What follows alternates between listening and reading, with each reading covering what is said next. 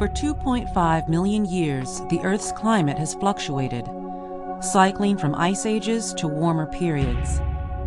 But in the last century, the planet's temperature has risen unusually fast, about 1.2 to 1.4 degrees Fahrenheit. Scientists believe it's human activity that's driving the temperatures up, a process known as global warming. Ever since the Industrial Revolution began, factories, power plants, and eventually cars have burned fossil fuels such as oil and coal, releasing huge amounts of carbon dioxide and other gases into the atmosphere. These greenhouse gases trap heat near the Earth through a naturally occurring process called the greenhouse effect. The greenhouse effect begins with the sun and the energy it radiates to the Earth. The Earth and the atmosphere absorb some of this energy, while the rest is radiated back into space. Naturally occurring gases in the atmosphere trap some of this energy and reflect it back, warming the Earth.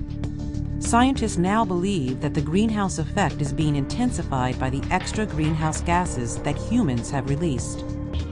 Evidence for global warming includes a recent string of very warm years. Scientists report that 1998 was the warmest year in measured history, with 2005 coming in second. Meanwhile, readings taken from ice cores show that the greenhouse gases carbon dioxide and methane have hit their highest levels in the past 420,000 years. Arctic sea ice is also shrinking. According to NASA studies, the extent of Arctic sea ice has declined about 10% in the last 30 years. As long as industrialized nations consume energy and developing countries increase their fossil fuel consumption, the concentration of greenhouse gases in the atmosphere will continue to rise. Researchers predict that temperatures will increase about 2 to 10 degrees Fahrenheit by the end of the century. What's less certain is what rising temperatures mean for the planet.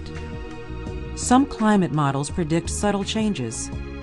Others forecast rising sea levels which could flood coastal areas around the world. Weather patterns could change, making hurricanes more frequent.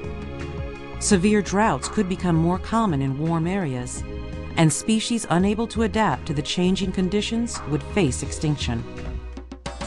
Although much remains to be learned about global warming, many organizations advocate cutting greenhouse gas emissions to reduce the impact of global warming. Consumers can help by saving energy around the house, switching to compact fluorescent light bulbs, and driving fewer miles in the car each week. These simple changes may help keep the Earth cooler in the future.